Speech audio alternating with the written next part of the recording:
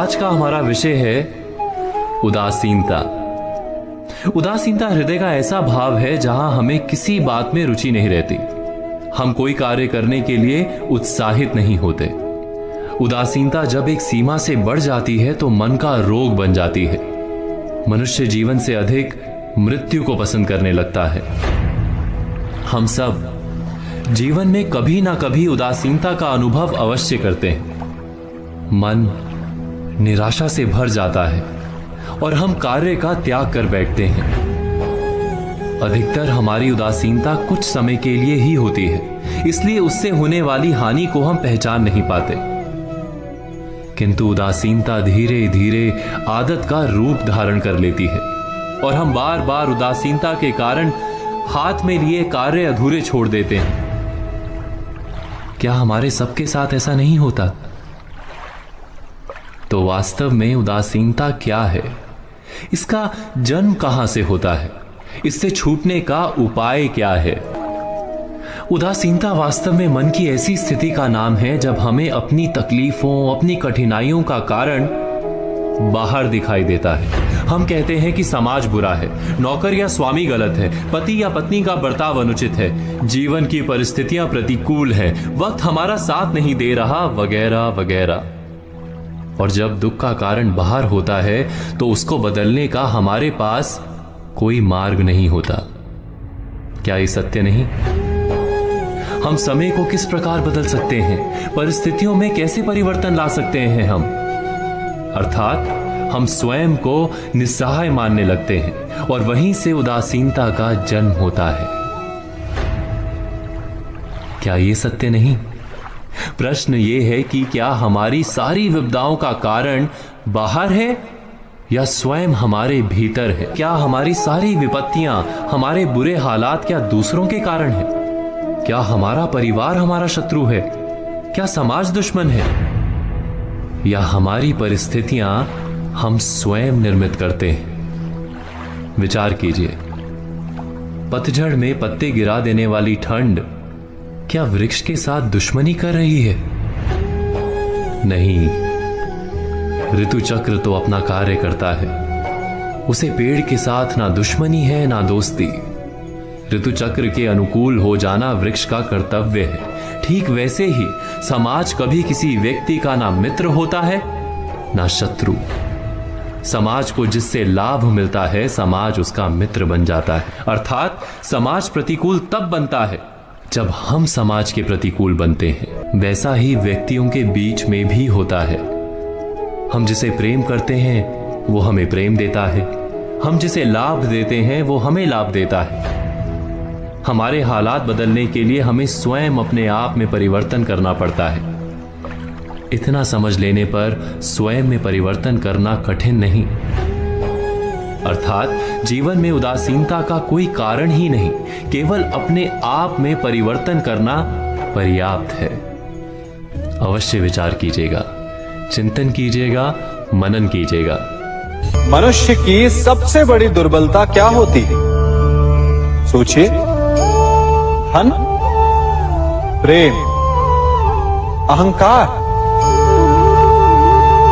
मनुष्य की सबसे बड़ी दुर्बलता होती है उसके रहस्य। चाहे आप कितने भी शक्तिशाली क्यों ना हो, कितने भी प्रबल क्यों ना हो, परंतु उसके रहस्य उसके नाश की चाबी होती है। इसलिए यदि प्रबल रहना है, शक्तिशाली रहना है, समर्थ रहना है, तो अपने रहस्य को किसी को भी ना बताएं, ना मित्र को और ना ही शत्रु को। क्योंकि समय पड़ने पर कब कौन शत्रु हो जाए ऐसा कहना संभव नहीं। विभीषण को रावण के अमृत कुंड का ज्ञात था, इसीलिए प्रभु श्री राम रावण का वध करने में सफल हो सके। इसलिए उचित यही है कि आप अपने रहस्य को स्वयं तक ही सीमित रखें। मनुष्य का मन बड़ा विचित्र होता है, कल्पना में ही विकास करता है, संपन्न भविष्य का स्वप्न देखता है और कल्पना में ही जो नहीं हुआ उससे भय खाता है। और यही भय मनुष्य का सबसे बड़ा शत्रु है। हमारे भविष्य के मार्ग में, हमारे आनंद के मार्ग में सबसे बड़ी बाधा है। अब आप लोग मुझसे पूछेंगे कि इसका तोड़ क्या है, भय से मुक्ति कैसे पाई जाए? तो ये प्रश्न आप स्वयं से पूछिए। तनिक सोचिए, जब आप एक सुंदर भविष्य की कामना करते हैं तो उसे पाने के लिए आप परिश्रम करते हैं ना। ठीक उसी प्रकार भय से मुक्ति पाने के लिए आप उससे लड़ जाएं और उसका निवारण आपको स्वतः ही मिल जाएगा। इसलिए जब भी भय आपको सताए तो उससे भागे नहीं, उससे घबराए नहीं, क्योंकि भय का काम ही होता है आपको भयभीत करना। इसलिए जब भी भय आप पर आक्रमण करे तो आप भी उस पर पहले ही आक्रमण कर देते। हम सब मित्रों के साथ रहना चाहते हैं, शत्रुओं से दूर रहना चाहते हैं। क्यों? क्योंकि हमें जीवन में आनंद पाना है, जीवन में आगे बढ़ना है, स्वयं को संपन्न देखना है। और यदि किसी से भी आप पूछेंगे कि जीवन में सफलता पाने के लिए सबसे अधिक आवश्यकता किसकी होती है, तो हर एक आपको लगभग एक ही उत्तर देगा। सफलता प्राप्त करने के लिए आपको सच्चे मित्रों की आवश्यकता होती है। परंतु यदि आपको और अधिक सफल होना है तो आपको केवल मित्रों की नहीं, शत्रु की अधिक आवश्यकता है। अब आप कहेंगे, ये मैंने कैसी बात कर दी?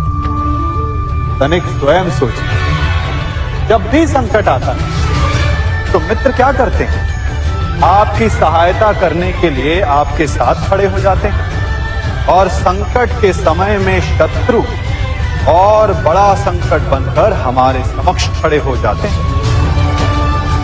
मित्र हमें सहायता देते हैं, अपनी शक्ति देते हैं, परंतु शत्रु आपके भीतर छिपी शक्ति को बाहर लाता है, आपको और अधिक बलवान बनाता है। संगति या साथ, मित्र और साथी मनुष्य के व्यक्तित्व के लिए सबसे महत्वपूर्ण होते हैं। अब आप कहेंगे, ये कैसे? मनुष्य अवश्य अपने व्यक्तित्व के लिए उत्तरदायी होता है, परंतु मनुष्य संगति में ना चाहते हुए भी उसका व्यक्तित्व संगत की भांति हो जाता है। इन पात्रों को देख रहे हैं,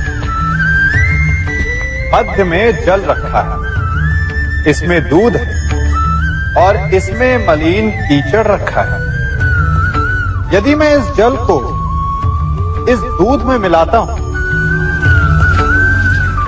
तो ये जल दूध बन जाता है, और यदि इसी जल को इस मलिन कीचड़ में मिलाता हूं तो क्या हुआ? ये जल कीचड़ बन गया। ऐसी कोई युक्ति नहीं कि जल बिना घुले मिले दूध या कीचड़ में अपना अस्तित्व बनाए रखे या उनसे अलग रहे। और ठीक ऐसा ही मनुष्य के जीवन में भी होता है।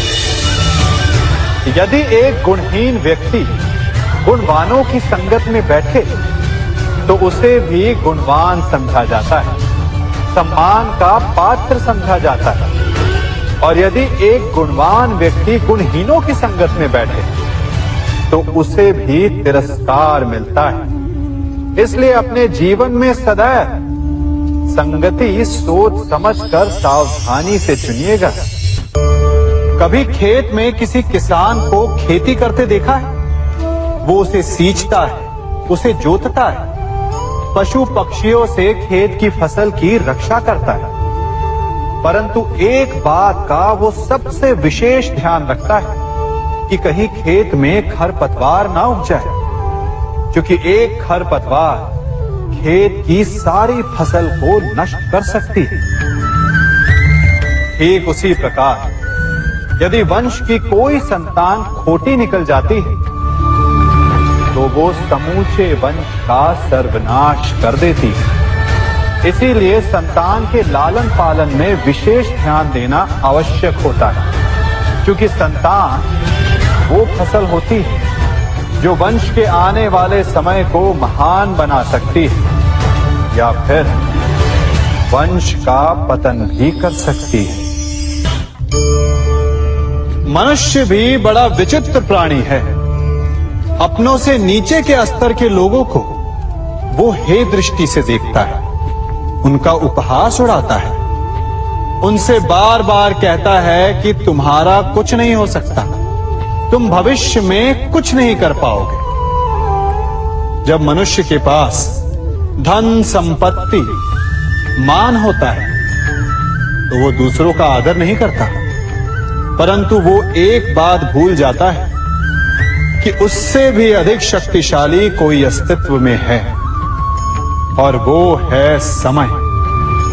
काल काल अपना चक्र कब बदलेगा ये कोई नहीं जानता। समय अपनी करवट कब लेगा ये कोई नहीं जानता। कोयला भी समय के साथ साथ हीरे में परिवर्तित हो जाता है। इसलिए जीवन में कभी भी किसी का भी उपहास नहीं उड़ाना चाहिए।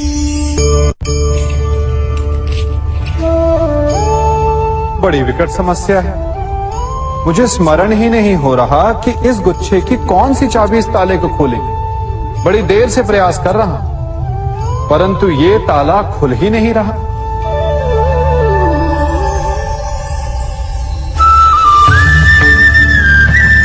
ऐसी परिस्थिति में आप क्या करेंगे? अधिकतर लोग ऐसी परिस्थिति में अपनी आशा खो बैठते हैं।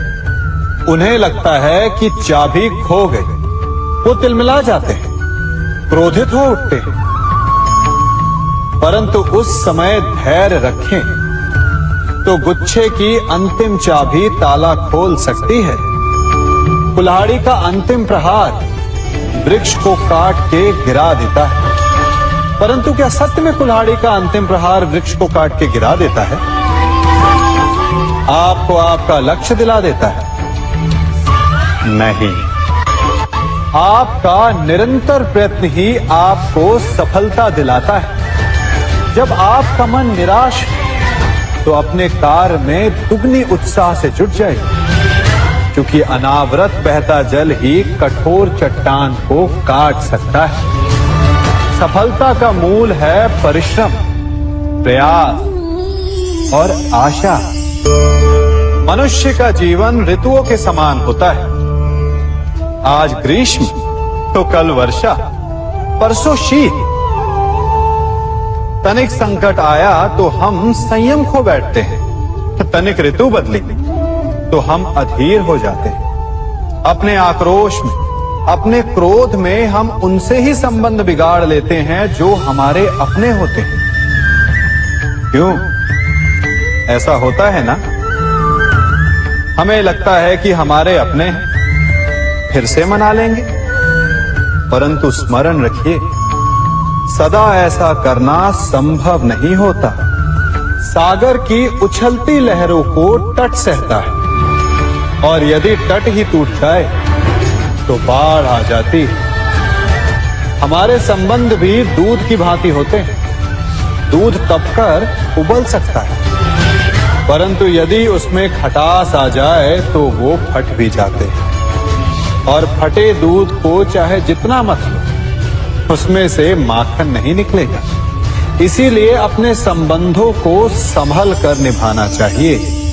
कभी चुंबक को देखा है कैसे वो लोहे की ओर आकर्षित होता है, और कैसे वो लोहे को अपनी ओर आकर्षित करता है? चूंकि उसके स्वभाव में ही आकर्षण है। हम सबके भीतर भी एक ऐसा ही चुंबक होता है, विचार का चुंबक, जो सदा अपने ही जैसे विचारों को आकर्षित करता है। हम जो बोते हैं वही काटते हैं। उसी प्रकार हम जैसा सोचते हैं वैसा ही पाते हैं। साधु ईश्वर का नाम जपता है तो उसे ईश्वर मिल जाता है।